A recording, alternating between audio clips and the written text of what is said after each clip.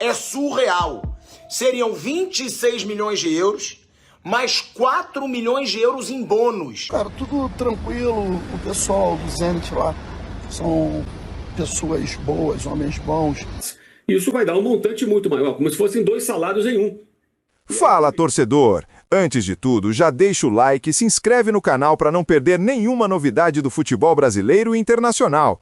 Hoje o assunto é quente. O Cruzeiro faz uma oferta histórica por Gerson, manda um recado direto para Flamengo e Palmeiras e mostra que entrou de vez na briga pesada do mercado. Gerson tá tranquilo, né? A gente tem uma parceria de confiança entre pai e filho, né? E eu me coloco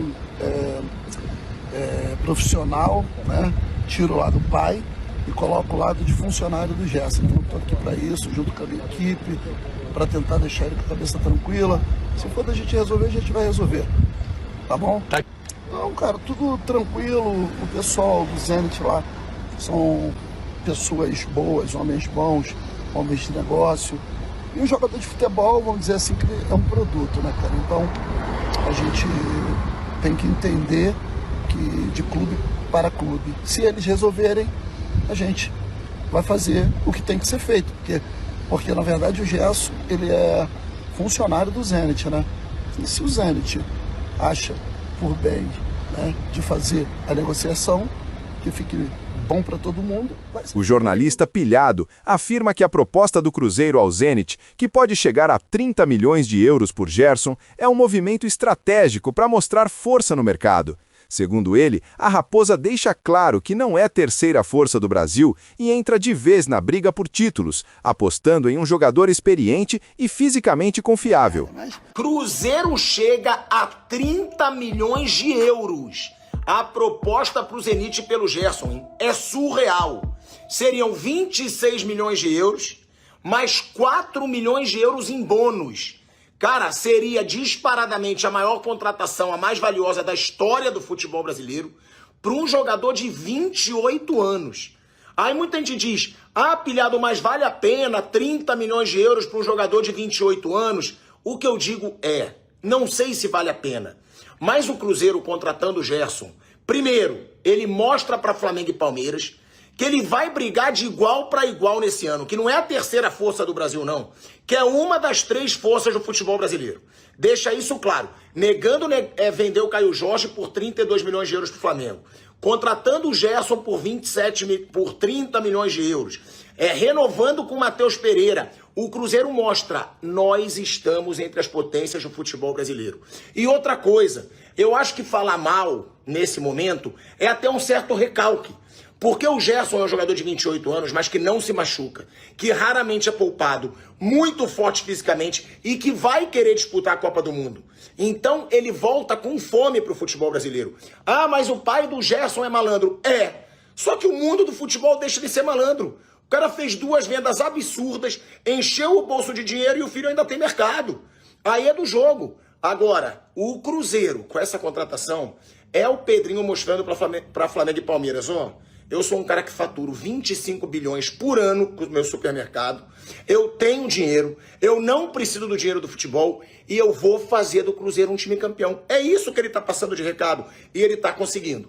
O Cruzeiro está montando um timaço, não sei se vai ser bom ou ruim o Gerson, mas o Cruzeiro mostra para o Brasil que vem para brigar por título. E eu acho que falar mal nesse momento é um certo recalque e até medo dos rivais. Bastidores revelam estratégia do pai de Gerson e histórico de negociações no Flamengo. Mauro César relembra passagens anteriores da carreira de Gerson, citando episódios no Flamengo e na Europa.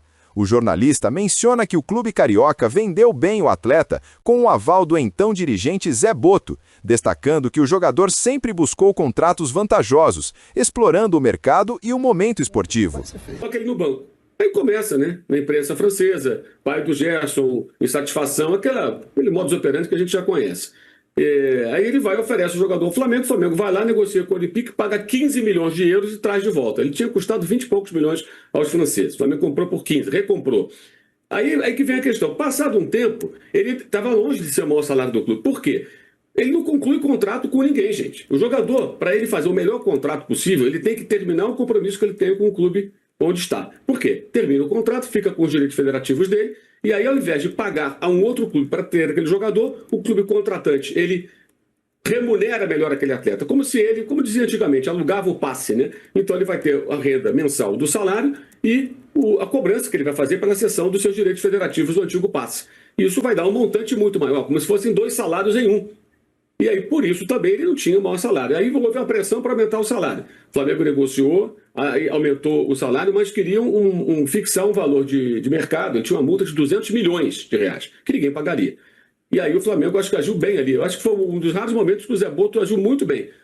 Analisou o mercado, pensou num valor que seria factível e um valor muito bom pelo jogador às vésperas de 28 anos, né? Estava fazendo naquela época 28 anos, e colocou 25 milhões de euros à vista. O Zé pagou, o Flamengo vendeu. Ótima venda, né? Mas já estava insuportável. E já tinha ganho aumento e prorrogação de contrato. E nesse intervalo de tempo, a gente vai lembrar que surgiu uma história também de que haveria uma proposta saudita e que o pai dele já estaria interessado em levá-lo para a Arábia Saudita, mas aí já tinha assinado um compromisso com os entes, teve que ir para a Rússia. Então, ele estava bem, sim, ele estava bem, ele era capitão do time. O Flamengo perdeu todo o seu lado direito, né, porque o Wesley foi para Roma e o Gerson foi para os entes. E os dois, somados aí, 50 milhões de euros. No caso dele, pagamento à vista, feito pelos russos. Mas ele estava bem, sim. Na seleção não fez bons jogos, não. Inclusive, contra a Venezuela, ele erra no gol de empate do time venezuelano, né, quando deram o Diniz, o técnico. Ele não teve grandes atuações pela seleção, não. Mas no Flamengo ele era, assim, capitão do time, estava em ótima fase quando resolveu encarar o frio lá na Rússia. Gerson terá um dos maiores salários do Brasil e supera Gabigol no Cruzeiro. Jorge Nicola revela que Gerson chega à Raposa recebendo cifras próximas a 3 milhões de reais mensais, incluindo salário, luvas e direitos de imagem.